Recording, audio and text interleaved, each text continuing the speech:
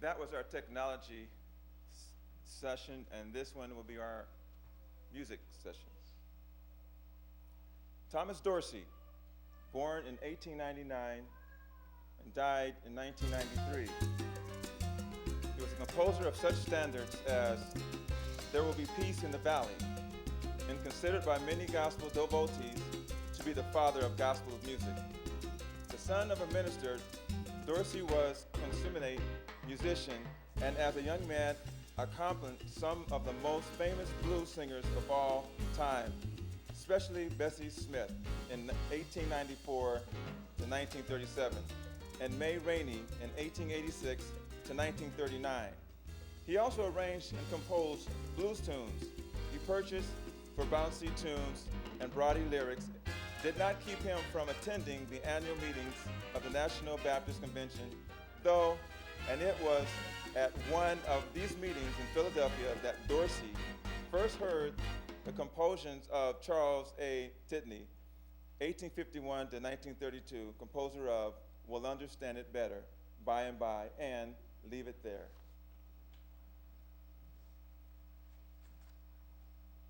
John Rosamond Johnson, 1873 to 1954.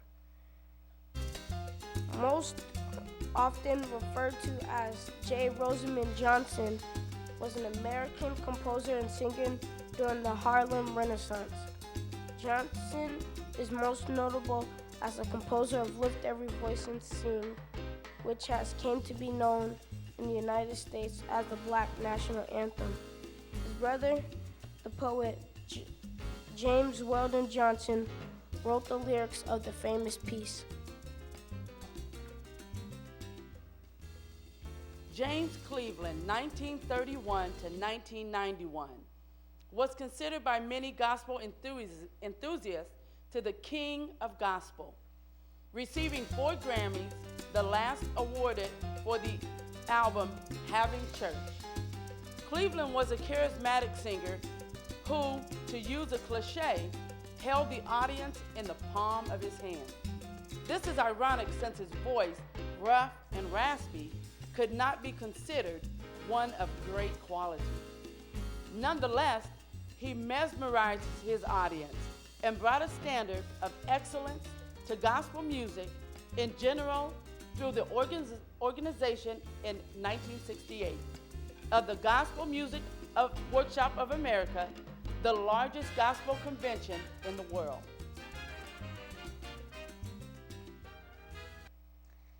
Sam Cooke, songwriter and performer. Sam Cooke merged gospel music and secular themes and provided the early foundation of soul music. Cooke's pure, clear vocals were widely imitated, and his suave,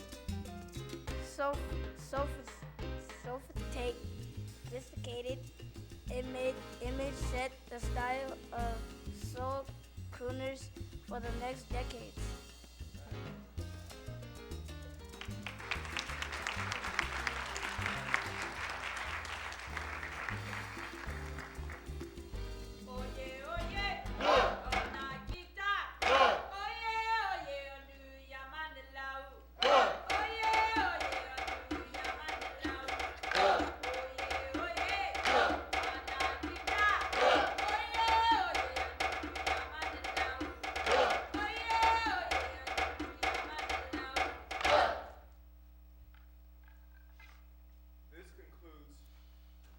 The first half of our Black History presentation. We'll be right back after a brief intermission.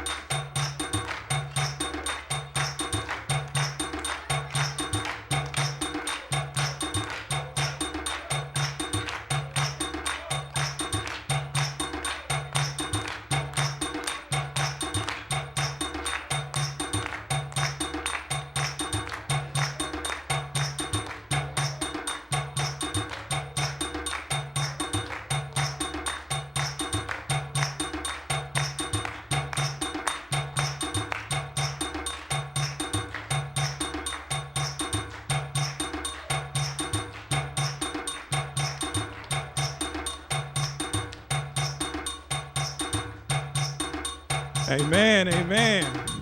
Wasn't that a good first half of the presentation? Let's give him another hand. How many of y'all learned something in this first half? Anybody learn anything tonight? Can somebody tell me what they learned? I want to know what you learned tonight. Anybody learn something? What'd you learn?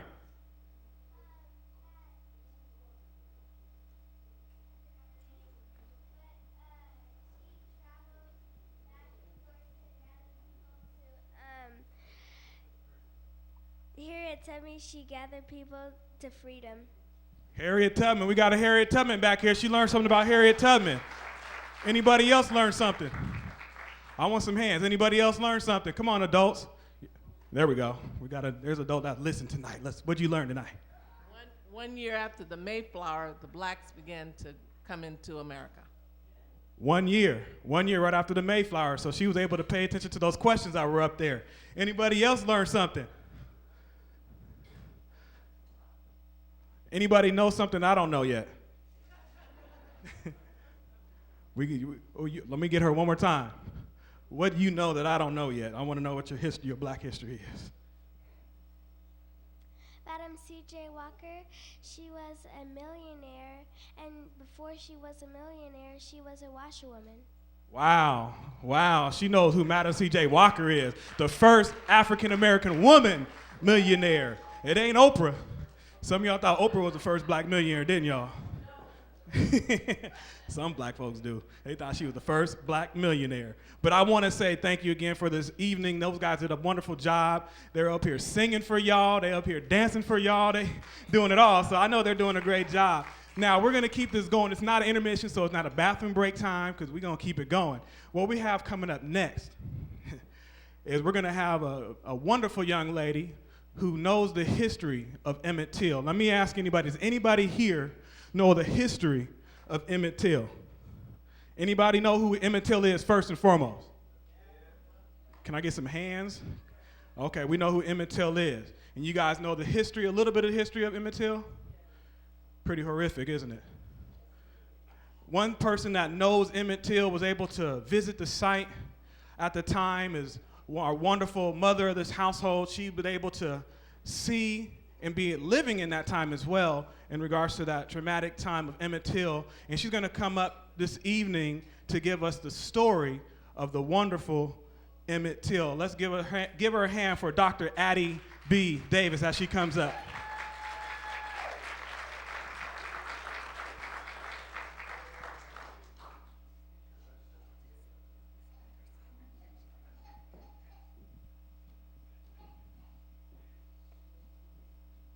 Good evening, everyone. Emmett Till, from 1941 to 1955. Emmett Louis Bobo Till was born on July 25th, 1941, and was a 14-year-old black boy from Chicago who was brutally murdered in Money, Mississippi, a small town in the state Delta's region. His murder has been cited as one of the key events that energized the nation's civil rights movement. The primary suspects in the case of his death were acquitted, but they later admitted to committing the crime. Till's mother, Mamie, insisted on a public funeral service with an open casket to let everyone see the manner in which he had been brutally killed. He had been shot, beaten, and had his eye gouged out before he was then thrown into the Tallahatchie River with a 75-pound cotton gin fan tied to his neck with barbed wire to weigh him down. His body stayed in the river for 3 days until it was discovered and retrieved by two fishers. Till's body rests in Burrs Oak Cemetery. Before that, I got to view the body of Emmett Till as it came to Detroit, Michigan, and I was at that service.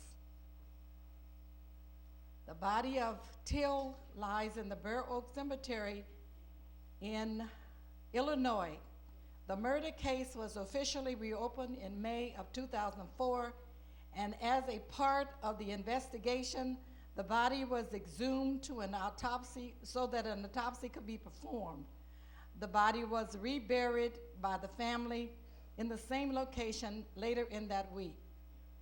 Till was the son of Mamie and Louis Till. Emmett's mother was born in John and Alma Catron in the small town of Webb, Mississippi. When she was 2 years old, her family moved to Illinois. Mamie raised Till on his own, mostly as she and Louis separated when Till was only a year old. Louis was drafted into the U.S. Army in 1943, that's his father. While serving in Italy, he was convicted of raping 2 women and killing a third. The Army executed him by hanging him in July of 1945. Prior to Till's death, the family knew none of the details of Louis's hanging. They only knew that Louis had been killed due to willful misconduct.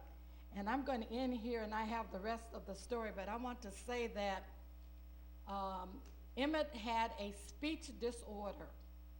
And so when he went to the grocery store, he stuttered, and he was asking for some bubble gum. But in the manner in which he was saying it, the lady thought he was flirting with her.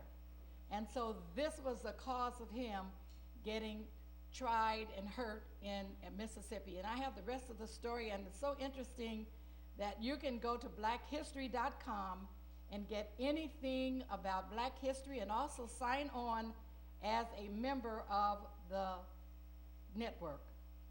Lord bless you. Somebody help me down. I don't want to make a scene here.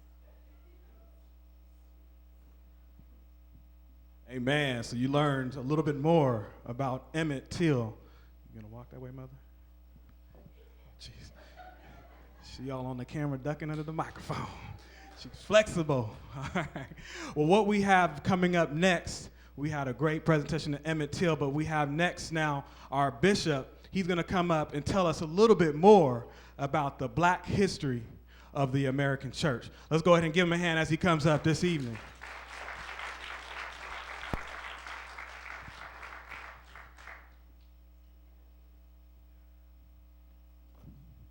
Black church. Where is the black church? I don't want to go up there. Is that all right? I stand here. I'm tall enough, don't you think so? Tall, dark, and handsome.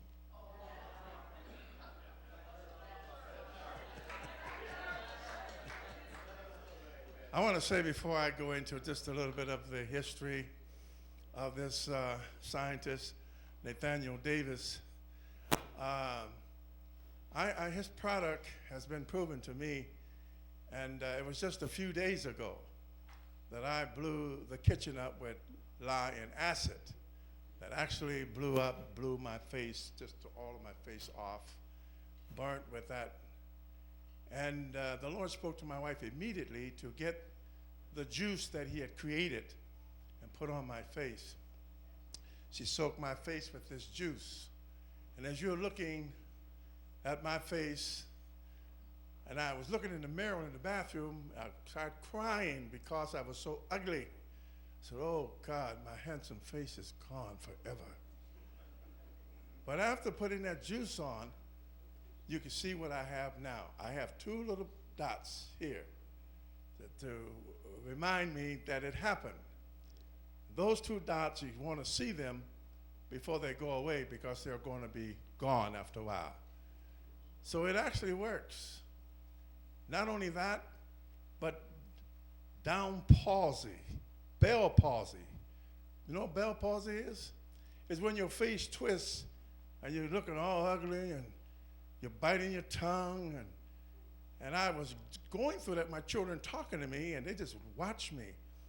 Saliva coming on the side of my mouth, and they were talking to me, but they didn't say anything to me.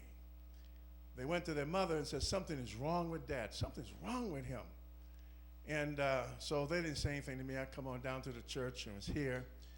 And they called the ambulance to come get me. The fire department came and all of that. And I told them, leave me alone. And so they persuaded me. The fire department right over on Yesler persuaded me and said, go, Reverend, and just get a checkup, just to see. I said, okay, fine. And that's when they discovered that I had Bell palsy. Taking the same juice and applying it to my face over the period of time, you can see my beautiful face. Now, I thank God, because that's a miracle. I give him praise every day. So we thank God for things that are still happening with our young people that are discovering things, doing things. We certainly want to encourage you as the church, the black church many years ago, as we go all the way back to 1906, Azusa Street, where we had the outpouring of the Holy Ghost, where we had gathered singing and praising God. The old church was usually with a lot of noise, big bass drums, and we had spoons and forks and pots and pans, and we made music. And it was so good that the people in the community would come and stand outside, because they would dance to our church music. They enjoyed that music. They would come just about every night that we were having service. We really put our whole heart in what we were doing, even in slavery times, and when we were singing. And we were hurting. We were under bondage, but we had a voice where we sung from our hearts. Even to this day, of the songs that